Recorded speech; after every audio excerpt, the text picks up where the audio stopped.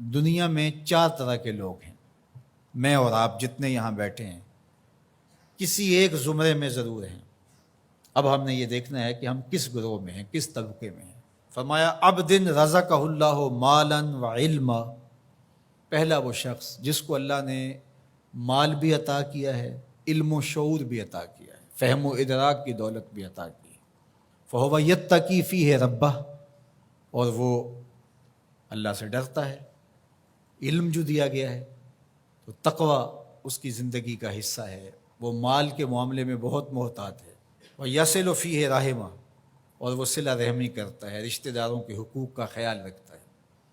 وَيَعْلَمُ لِلَّهِ فِيهِ حَقًّا، اور جانتا ہے کہ اس مال میں اللہ کا حق کیا ہے، اس کی زکوٰۃ بھی نکالنی ہے، عید آئی تو فطرانہ بھی نکالنا ہے، حج کا موسم ہے تو قربانی بھی پیش کرنی ہے، ضرورت مند حاجت مند میری دہلیز پہ آئیں سوال کریں تو میں ان کے سوال کو پورا بھی کرنا ہے، جو مانگتا ہے اس کو بھی دینا ہے، جو عزت نفس کی وجہ سے مانگ نہیں سکتا لیکن ضرورت ہے اس کی، میں ڈھونڈ کے اس کی دہلیز تک پہنچنا ہے۔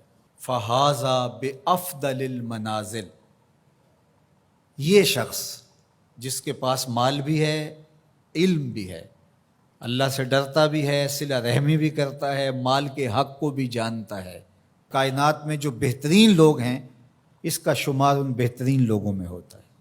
وَعَبْدٌ رَزَقَهُ اللَّهُ عِلْمًا، دوسرا وہ شخص جس کو اللہ تعالیٰ جل شانہ نے علم عطا کیا، وَلَمْ يَرْزُقْهُ مَالًا، لیکن اس کے پاس مال و دولت نہیں ہے، فَهُوَ صادق النیہ، لیکن بڑا سچی نیت کا شخص ہے۔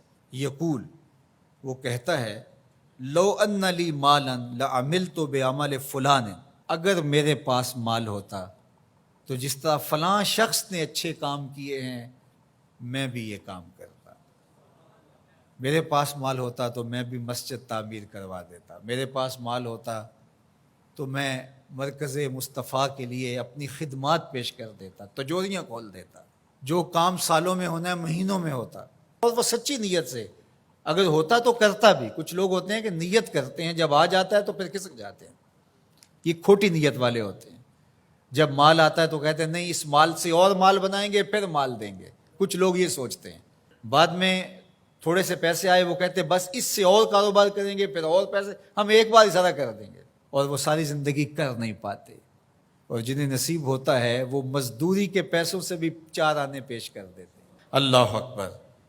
تو فرمایا کہ وہ سچی نیت کا ہے، اگر اس کو مال مل جائے تو وہ واقعہ ہی کر دے ایسا۔ تو فرمایا جب قیامت کے دن نامہ اعمال تولے جائیں گے یہ دونوں لوگ برابر ہوں گے۔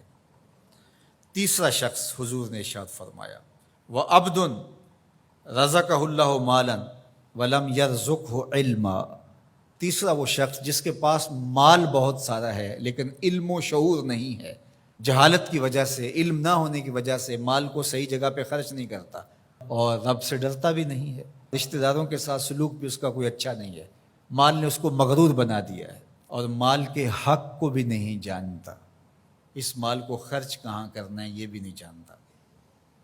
فَهَذَا بِأَخْبَثِ الْمَنَازِلِ، حضور نے فرمایا یہ خبیث ترین جگہ پہ کھڑا ہے۔ چوتھا شخص وہ جس کے پاس مال بھی نہیں ہے، جس کے پاس علم بھی نہیں ہے، اور وہ کہتا ہے اگر میرے پاس پیسے ہوتے تو میں فلاں کی طرح عیش و عشرت کرتا، میری بھی موجیں ہوتی، میرے میں کیا کمی ہے، تو وہ اس کی نیت کے ساتھ کھڑا ہو گیا۔ فَوِزْرُهُمَا سَوَاءٌ، اللہ کے محبوب فرماتے ہیں گناہ میں یہ برابر ہیں، یہ بھی اسی کی منزل میں ہے۔ اب میں اور آپ یہ دیکھیں کہ ان 4 میں سے ہم کوئی ایک ضرور ہیں، ہم کہاں کھڑے ہیں۔ اگر پہلی 2 منزلوں میں ہیں، پہلے 2 طبقوں میں ہیں تو شکر کا سجدہ کیجئے، اور اگر دوسرے 2 طبقوں میں ہے تو